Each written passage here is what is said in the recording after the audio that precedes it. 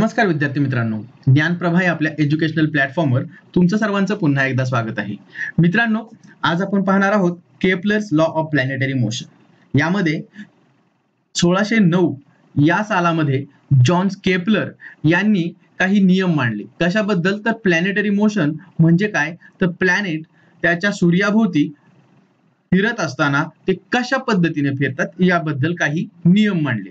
त्यांनी काही ऑब्झर्वेशन केले आणि त्याच्या आधारावर काही नियम मांडले. असे 3 केपलर्स चे नियम आहेत. तर ते आपण या ठिकाणी या व्हिडिओमध्ये पाहूयात. बघा, पहिला जो नियम आहे त्याला म्हणतात द लॉ ऑफ इलिप्सेस. म्हणजे काय, तर केपलरच्या संशोधनाच्या अगोदर असं मानलं जात होतं की प्लॅनेट सूर्याभोवती फिरत असताना एक्झॅक्टली सर्क्युलर पद्धतीने फिरतो. परंतु केपलर यांनी काय मांडलं की इलिप्टिकल ऑर्बिट्स म्हणजे इलिप्टिकल शेपमध्ये त्यांचे ऑर्बिट्स असतात. एक्झॅक्टली सर्क्युलर नसून इलिप्टिकल शेपमध्ये म्हणजे अंडाकृती शेपमध्ये सूर्याभोवती प्लॅनेट्स फिरत असतात. ठीक आहे, असं या पहिल्या लॉ मध्ये केपलर यांनी मांडलं. तर दुसऱ्या लॉ मध्ये त्यांनी काय मांडलं?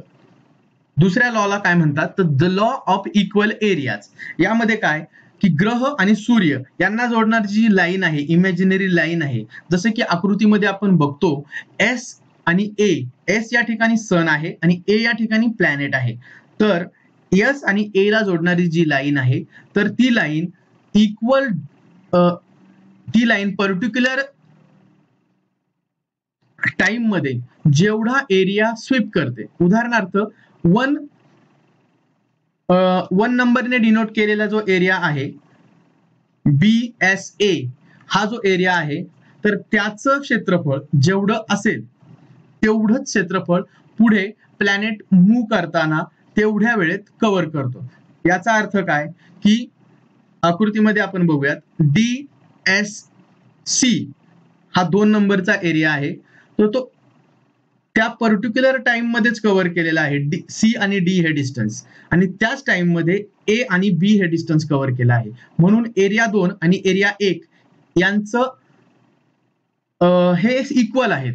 इथे थोडक्यात सांगायचंय काय की सूर्य आणि प्लॅनेट यांना जोडणारी लाईन ही जी एरिया कव्हर करते, तर तो एरिया समान वेळेसाठी समान असतो, हे त्यांना सांगायचं. आणि दुसरी गोष्ट या लॉ मध्ये काय सांगायची, व्हेरीफाईंग स्पीड म्हणजे काय, ज्या वेळेस प्लॅनेट सूर्याच्या जवळ असेल त्यावेळेस ते फास्ट मूव्ह करेल आणि सूर्यापासून जेव्हा त्याचं डिस्टन्स दूर असेल त्यावेळेस प्लॅनेटची मुवमेंट स्लो होईल. ठीक आहे, लक्षात आलं? हा आहे second law, Kepler second law. आता आपण केपलरचा तिसरा नियम बघू. तिसऱ्या नियमाचं नाव काय आहे, द हार्मोनिक लॉ. याच्यामध्ये मॅथमॅटिकल इक्वेशन मांडलं गेलंय बघा.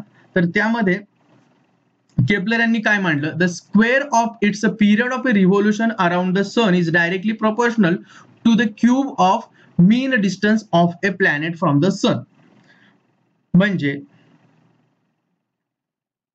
म्हणजे काय, तर टी हा एक पिरियड ऑफ रिव्होल्यूशन आहे, पूर्ण प्लॅनेटचा period of revolution around the sun हा आहे.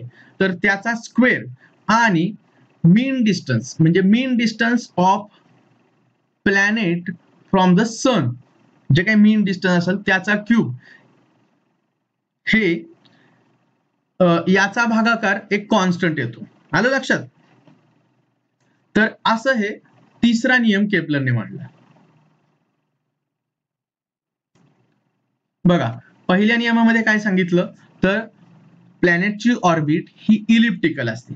दुसऱ्या नियमामध्ये मुख्य काय सांगितलं त्यांनी की प्लॅनेट आणि सन यांना जोडणारी जी लाईन आहे, तर ती इक्वल डिस्टन्स जे डिस्टन्स कव्हर करते त्या डिस्टन्सचं जे क्षेत्रफळ आहे ते इक्वल टाइम साठी इक्वलच असतं. आणि तिसऱ्या नियमामध्ये पिरियड ऑफ रिव्होल्यूशन आणि डिस्टन्स फ्रॉम द सन याचं एक समीकरण मांडलं आहे, त्याला हार्मोनिक लॉ असं म्हणतात. ठीक आहे, तर तुम्ही व्हिडिओ बघितल्याबद्दल धन्यवाद. आणि व्हिडिओ आवडला असेल तर व्हिडिओला लाईक करा आणि आमचं चॅनल ज्ञानप्रभा हे सबस्क्राईब करून घ्या. भेटूयात पुढच्या व्हिडिओमध्ये. तोपर्यंत नमस्कार.